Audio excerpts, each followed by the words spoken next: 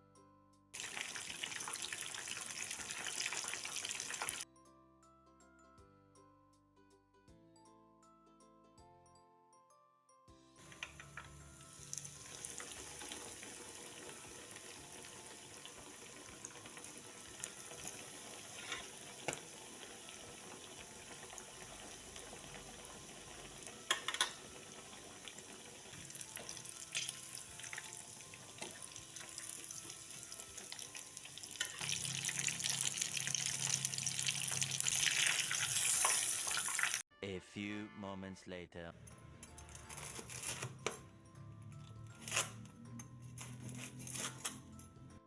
Chicken katsu ala Bunda Santi sudah jadi. Nah, ini dia hasilnya. Silahkan mencoba resepnya. Semoga bermanfaat. Sampai ketemu di resep menu-menu yang lain.